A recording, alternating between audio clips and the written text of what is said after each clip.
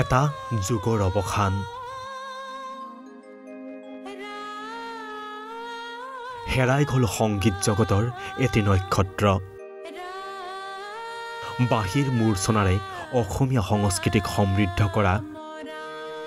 প্ৰভাত শৰ্মা আৰু নাই মঙলবাৰে ৰাতিপুৱা প্ৰায় 6 বজাত মহানগৰীৰ অম্বিকাগিৰি নগৰৰ নিগাজীপমত শুই থকা অৱস্থাতে শেষ নিশ্বাস ত্যাগ কৰে সংগীত সাধকগৰাকীয়ে মৃত্যুৰ সময়ত তেখেতৰ বয়স আছিল 86 বছৰ আসলে শুই উঠি কেতিয়াও সদায় প্ৰাৰ্থনা কৰোঁ কোনো যাতে খবৰ বাতৰি নাহক তেনেকুৱা ধৰণৰ কিন্তু পৃথিৱীলৈ আহিলেতো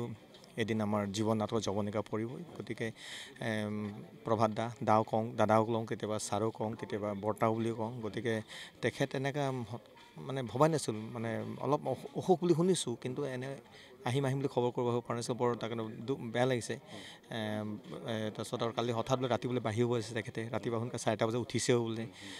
গতিকে হয়তো তেখেতৰ সময় হৈছিলে কিন্তু তেখেতৰ বাহিৰ সুৰ তেখেতৰ যিটো আমি সৰুৰ পৰা তেখেতৰ বাহিৰ সুৰ শুনি আছোঁ তেখেতৰ বাহিৰ যিটো আঙুলিৰ বোল আমি দেখি আহিছোঁ সেইবোৰ দেখি শুনি আমি ডাঙৰ হৈছোঁ গতিকে আজিৰ পৰা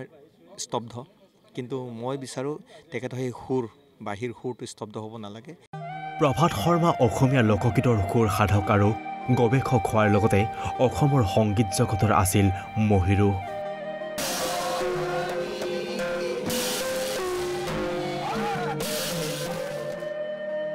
বিশিষ্ট শিল্পীগৰাকী নশ্বৰদেৱ প্ৰথমে অম্বিকাগিৰি নগৰৰ সেউজ সংঘলৈ লৈ অনা হয় সেউজ সংঘত শিল্পীগৰাকীক বহু গুণমুগ্ধৰ লগতে আৰক্ষী সঞ্চালক প্ৰধান ভাস্কৰ জ্যোতি মহন্তই শেষ শ্ৰদ্ধাঞ্জলি জ্ঞাপন কৰে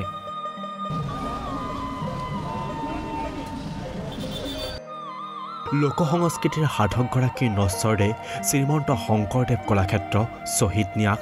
আকাশবাণী গুৱাহাটী কেন্দ্ৰ ৰবীন্দ্ৰ ভৱনলৈ লৈ যোৱা হয় য'ত অজস্ৰ গুণমুগ্ধই